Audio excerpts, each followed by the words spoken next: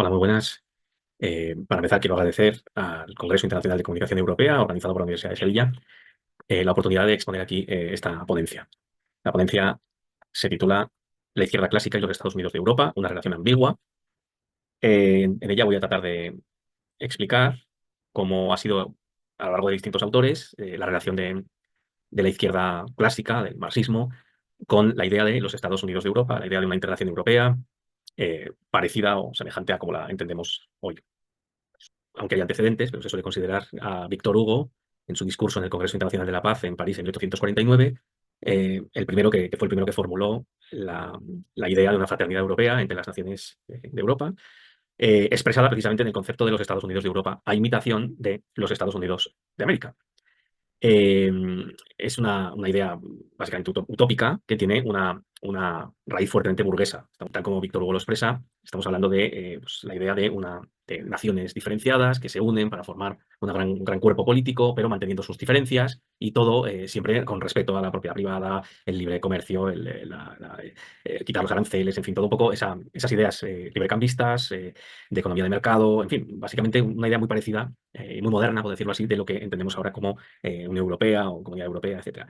Esto estaba un poco a semejanza de los Estados Unidos, ¿no? De hecho, él llega a decir en este discurso que de esa manera, si esta idea se hiciera realidad, podría haber unos Estados Unidos de Europa dándose la mano con los Estados Unidos de América, intercambiando bienes, servicios, personas, ideas, etcétera. Bien, como vemos entonces, la formulación es una formulación burguesa, es una formulación que podríamos caracterizar dentro de lo que el siglo XIX se entendía, XIX y XX se entendía como burguesía, ¿no? Eh, bien, vamos a hacer entonces este pequeño recorrido por los autores de la izquierda clásica, viendo un poco a ver qué ideas aportan al respecto, ¿no? Eh, bueno, como ya he mencionado en una ponencia que también he presentado en este congreso sobre Marx, periodista europeo, pues Marx y Engels habían apostado ya por el internacionalismo en 1848, en el Manifiesto Comunista, considerando a la clase obrera como una categoría supranacional. Dado que el capitalismo es un fenómeno global, la respuesta al capitalismo también tiene que ser global. No valen respuestas locales, respuestas parciales, sino que hay que destruir una estructura que afecta a todos los países del mundo a la vez. A los capitalistas y a los no capitalistas. A los capitalistas porque son capitalistas y a los no capitalistas porque de alguna manera sufren las causas o las consecuencias, mejor dicho, del capitalismo. Entonces, bueno, Marx expresa esta idea de una manera temprana, ya en 1848, con la famosa frase con la que termina el Manifiesto Comunista: proletarios de todos los países unidos. Aquí, cuando Marx está hablando de proletarios de todos los países, Marx está pensando siempre en Europa, países europeos, y en Estados Unidos en cuanto a extensión de Europa. De hecho, este es un eurocentrismo que se le ha criticado. De otros, por ejemplo, Enrique Dussel ha criticado mucho este eurocentrismo de Marx. Eh, digamos, no está, cuando piensa en el internacionalismo, no está, Marx no está pensando en un internacionalismo que no esté focalizado, digamos, en lo que Europa es o en lo que Europa significa, en el desarrollo del capitalismo europeo, etcétera, etcétera. Europeo y estadounidense como extensión de Europa. Eh, por eso, Marx es consciente de que Europa comparte un dramático destino común, porque tanto para lo bueno como para lo malo, esa lucha de clases se está produciendo, esa lucha entre elementos revolucionarios y elementos reaccionarios se está produciendo en el marco de Europa. De una Europa con vocación universal, con vocación mundial, global. Eh, Esto es común en el pensamiento del siglo XIX, no es ninguna rareza en Marx, digamos, todo el mundo era eurocéntrico en esa época y no había polémica en este sentido. Eh, Bien. Ahora bien, esta expresión de ese internacionalismo, vamos a decir europeísta, ¿no? Entre comillas, sabiendo que, por supuesto, esto es totalmente anacrónico, no se puede decir que más fuera europeísta porque ese debate no estaba vivo en su época, como ya he explicado en la otra ponencia, que os animo si os apetece a echarle un vistazo. Eh, Sin embargo, cuando llegó el momento, digamos, donde ese debate se empezó a calentar un poco a finales del siglo XIX, principios del XX, digamos, Marx llegó pronto a ese debate, demasiado pronto, pero sí que, digamos, tenemos algunos indicios de cuál era su postura, algo más que indicios en realidad, ¿no? Porque en 1867 hubo un congreso del Congreso de la Paz y de la Libertad, celebrado en Ginebra por la Liga de la Paz y la Libertad, y que es este movimiento burgués, ¿no? En contra de las guerras y de las revoluciones en general, de todo lo que supusiera un desorden, y apostaban por esa paz universal y esa libertad en sentido capitalista de la palabra, libertad también, o sea, democrática y libertad también de comercio, como hemos dicho. Entonces, bueno, este congreso invitó a la Asociación Internacional de Trabajadores a participar, a sumarse, ¿no?, al congreso. Sin embargo, Marx en ese momento quiso desvincular la acción de la Asociación Internacional de Trabajadores del Congreso de la Paz y la Libertad, y prohibió a los delegados tomar parte oficialmente, si lo podían hacer a título personal, pero no oficialmente en el Congreso. ¿Por qué? Bueno, pues porque con eso estaba expresando básicamente dos ideas: la desconfianza en perder el control de la Asociación Internacional de Trabajadores frente a Bakunin, que formaba parte del comité de este congreso, que le habían invitado a formar parte del comité, y entonces, claro, pues a él además no le interesaba en ese momento de lucha con el control de la Asociación Internacional de Trabajadores frente a Bakunin, pues no le interesaba, digamos, que el partido de Bakunin se pudiera apoderar de la Asociación Internacional de Trabajadores, y por eso pues no quería tampoco vincularlo. Y la segunda razón, que yo creo que es la más importante, porque es más de fondo, es que eso iba a desvirtuar la AIT, la primera internacional, la iba a desvirtuar como un movimiento obrero, específicamente obrero y por lo tanto específicamente antiburgués. Es decir, al final, si te asocias con la burguesía en la Liga de la Paz y la Libertad, pues al final se desdibuja un poco el mensaje específico que tu movimiento obrero quiere decir, ¿no? Y el movimiento obrero sí está a favor del internacionalismo, sí está a favor de la paz entre las naciones, etcétera, etcétera, y otras cosas, porque se van a desdibujar las naciones y ya no va a tener sentido la guerra en estas ideas de fondo que van circulando por el movimiento socialista, pero al mismo tiempo no dejas de ser un movimiento profundamente antiburgués. Es decir, la lucha continúa dentro de esa nación supuestamente pacífica, de esos Estados Unidos de Europa pacíficos, donde no habría guerras y habría libertad y todas estas cosas. No deja de ser unos Estados Unidos capitalistas. Y por lo tanto, la lucha de clases continuaría dentro de esos estados. Entonces, para no desdibujar ese mensaje, ni siquiera desde el punto de vista táctico, además le pareció que no era una buena idea asociarse con esta Liga de la Paz y la Libertad. Bien, esto sería la premisa del debate, ¿no? Como vemos, estas ideas de Marx, en cierto modo, van a ir perdurando a lo largo de la izquierda clásica en sus distintas formas. Bien, cuando el debate se calienta en serio, que esto de 1867 simplemente es como un prólogo, pero realmente el debate sobre el tema de los Estados Unidos de Europa pasa a considerarse un tema importante en la preguerra, en la pre-Primera Guerra Mundial, en los años previos, en los años 910, 1900, en fin, antes de la Primera Guerra Mundial, ¿no? Entonces, aquí tenemos dos pensadores marxistas, que son Kalkowski y Rosa Luxemburg, que van a expresar sus distintas, van a tener un pequeño debate sobre esta cuestión. Entonces, este tema es importante porque ya se veía que pues, la guerra estaba empezando a ser una posibilidad muy fuerte, las naciones imperialistas europeas estaban compitiendo, digamos, por ganar el mercado internacional, y una forma natural de competir era la guerra. Entonces, se empezaba a ver, después de una época bastante pacífica en Europa, se empezaba a ver que la guerra iba a ser inminente. Entonces, este tipo de movimientos pacifistas cogieron fuerza y empezaron empezó a valorarse la posibilidad de los Estados Unidos de Europa de una manera mucho más realista, no solo como un proyecto utópico, sino que empezó a ser ya un proyecto con un poquito más de cuerpo político, al menos como consigna, ¿no? Entonces, en este debate tenemos a Kalkowski, que defendió que una organización supranacional con un parlamento, un gobierno único, es decir, unos Estados Unidos de Europa, serían el camino para asegurar la paz eterna.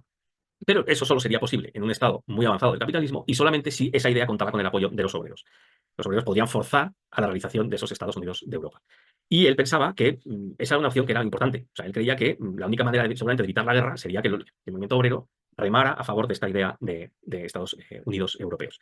Y él dice que en las circunstancias actuales la socialdemocracia tiene la tarea de trabajar con todas sus fuerzas contra la guerra y la competencia armamentística. Él creía que el movimiento obrero tenía que involucrarse en esta cuestión. Y en esto, lógicamente, no le gustó a Rosa Luxemburg, que tachó las ideas de Kautsky de utópicas y, bueno, ¿no? Es decir, porque o sea, creer que efectivamente va a ser realizable o cuando se haga realidad en los Estados Unidos europeos, en el sentido burgués, ojo, que es de lo que estamos hablando, pues eso va a acabar con las guerras y va a haber ahí días de vino y rosas, pues es utópico. A Rosa Luxemburgo le parecía que esto no tenía sentido. Al contrario, ella creía que dentro del orden social capitalista, la competencia entre las naciones o la competencia entre las estructuras, incluso supranacionales, seguiría existiendo. Y eso conduciría, por una parte, a una guerra económica con Estados Unidos, que sería la otra gran superestructura o estructura supranacional, y a una guerra colonial, una guerra por los recursos de los países todavía no capitalistas, a los que pues, iba a haber una auténtica voracidad por intentar captarlos y conducirlos, digamos, y asimilarlos, etcétera, etcétera, y en el fondo dominarlos, ¿no? De manera económica y de manera política, y también militar. Así que para Rosa Luxemburg esto realmente no iba a ser ninguna solución, ni siquiera desde el punto de vista de evitar la guerra, porque la guerra está en el corazón del capitalismo, en cierto modo, ¿no? La competencia, la guerra. Bien, en los años inmediatos de la Primera Guerra Mundial, en 1914, por ahí, pues se incorporan al debate figuras que van a ser muy importantes, naturalmente, que son Trotsky y Lenin. Eh, a Trotsky, bueno, pues, hubo este debate respecto al lema, a la consigna de los Estados Unidos de Europa. Este debate era muy importante porque la guerra ya estaba teniendo lugar y, por lo tanto, era un posicionamiento pacifista para intentar detener la guerra, una guerra que ya estaba sucediendo. No es que fuera una posibilidad, como en el caso anterior, sino que ya estaba sucediendo. Entonces, Trotsky defendió que la tarea del proletariado era crear una patria mucho más poderosa que simplemente las pequeñas naciones en las que se dividía Europa, y que unos Estados Unidos republicanos de Europa eh, serían la base de unos Estados Unidos republicanos del mundo, unos Estados Unidos socialistas del mundo. Y que esta es la forma que adquiriría el socialismo en el futuro, una federación de Estados socialistas. Esto, una forma política que parecía la más adecuada. y que quizá sitúa el debate, le interesa más el debate en ver cómo se puede articular esa, por una parte, la autonomía de las naciones, que también es una cuestión a preservar, con las exigencias centralizadoras del desarrollo económico, porque, naturalmente, un Estado, un gran Estado, un superestado, es necesario para emancipar a la clase obrera y asegurar la igualdad entre los ciudadanos, digamos. Entonces, pero al mismo tiempo, eso no puede hacerse sin tampoco también respetar un poco la autonomía de las naciones. En fin, a él le interesa mucho esta cuestión. Bien, esto en 1914, en el mismo 1914, Lenin apoya la consigna de los Estados Unidos republicanos de Europa, con un poquito más de reservas que Trotsky, pero la apoya, le parece que es tácticamente sí, es importante defender esto. Pero luego lo vuelve a repensar y en un artículo posterior de 1915, titulado La consigna de los Estados Unidos de Europa, es un artículo bastante conocido, bastante citado, bueno, pues él va a cambiar su postura y él va a defender, va a alinearse con la postura de Rosa Luxemburgo, y va a decir que los Estados Unidos de Europa serían un mero acuerdo de los capitalistas europeos sobre el modo de aplastar juntos el socialismo de Europa y defender unidos las colonias robadas. Es básicamente la idea de Rosa Luxemburg. Es decir, que queremos unos Estados Unidos europeos no va a evitar el triunfo del capitalismo ni va a suponer ningún tipo de solución para los proletarios, los obreros eh, europeos. Porque simplemente, al revés, se ayudaría a crear una estructura mucho más grande que todavía tendría mucho más poder para aplastar las reivindicaciones socialistas europeas. Y al mismo tiempo se mantendría el colonialismo, ¿no? Ya sabemos que para Lenin, en general para el marxismo de esta época, por vía de Lenin, el camino natural de todo Estado capitalista es el imperialismo. Eh, por lo tanto, no solucionamos nada si, según Lenin, si simplemente, en vez de tener un país, tener 50 países o 30 países capitalistas en Europa, o 20 o los que sean, pues tenemos un solo mega país capitalista, porque pasaría como en Estados Unidos, que no habría oportunidades para los proletarios, porque estás viviendo dentro de un Estado capitalista. Aunque sí que está de acuerdo con la idea de Trotsky de que, en todo caso, en un futuro, cuando el socialismo se realice, la forma política que va a adquirir ese nuevo Estado será la libre unión de naciones en el socialismo, formando unos Estados Unidos socialistas del mundo. Pero eso nunca va a ser posible dentro del orden global capitalista, que es de lo que estamos hablando aquí. Es si los socialistas tienen que apoyar la consigna de los Estados Unidos de Europa, precisamente para tratar de parar la guerra y para tratar de obtener alguna ventaja táctica. Entonces, Lenin concluye que, por esa razón, son erróneas las consignas de los Estados Unidos de Europa y de los Estados Unidos del mundo. Pero son erróneas no porque, efectivamente, el socialismo no vaya a tener esa forma política, sino porque realmente son una forma de despistar la lucha, el corazón de la lucha del socialismo, que tiene que ser siempre contra el capitalismo, en cualquiera de sus formas. Entonces, si tú dices, no, es que los obreros, vamos a favorecer a los obreros de los distintos países porque ya no se van a enfrentar entre ellos, sí, pero eso no te va a dar la oportunidad de que se enfrenten con el gran enemigo, que es el capitalismo, esta vez construido como un superestado. Bien, eh, luego después de la guerra viene la Primera Guerra Mundial, con el ascenso de Stalin. Stalin decide poner fin a esta consigna que se había mantenido todavía en el plano táctico, pues el Comité en 1928 lo saca del programa, renunciando así al objetivo de una revolución mundial. Esto se sitúa en el contexto de la famosa discusión sobre la revolución socialismo en un solo país, etcétera, etcétera. Y de hecho, el tema de los Estados Unidos de Europa fue uno de los que focalizaron la ruptura de Stalin con Trotsky.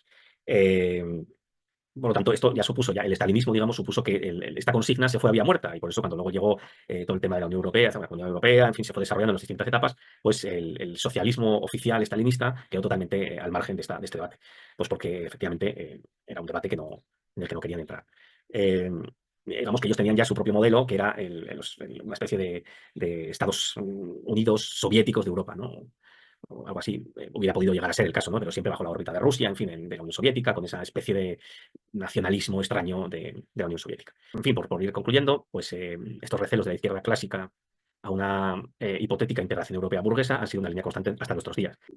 Con sus más y sus menos, han ido situando a los distintos partidos comunistas, o bien en la absoluta negación, los partidos estalinistas a lo largo de todos los años de creación de la Unión Europea, o bien cuando ya cayó el muro de Berlín y ya el estalinismo tenía sentido, pues antes, cuando ya decae el estalinismo, etcétera, etcétera, pues realmente siempre ha habido una relación un poco ambigua, incluso en democracia. Eh, Esta relación, por poner un ejemplo que nos toca de cerca, pero podríamos poner más de otros partidos comunistas europeos, en el caso español, por ejemplo, Izquierda Unida, en la campaña de 2004 de la Constitución Europea, pues defendió, se puede ver esta ambigüedad, ¿no? Defendió esta ambigüedad respecto al europeísmo. Es como un europeísmo sí, pero no este europeísmo. Su lema, de hecho, fue Europa sí, pero no así. Es decir, queremos una Europa que no sea capitalista, que no sea liberal, no sea neoliberal, etcétera, etcétera. Nos gusta la idea de una Europa unida y de un mundo unido, digamos, ¿no? El internacionalismo, pero tiene que ser con las reglas de juego de ser una alternativa al capitalismo. Si es con el mismo capitalismo, pues no está claro, ¿no? No interesa. Bueno, pues esto sería básicamente mi presentación y muchas gracias por atenderme. Todas estas ideas que están aquí meramente esbozadas las desarrollaré más en el texto largo.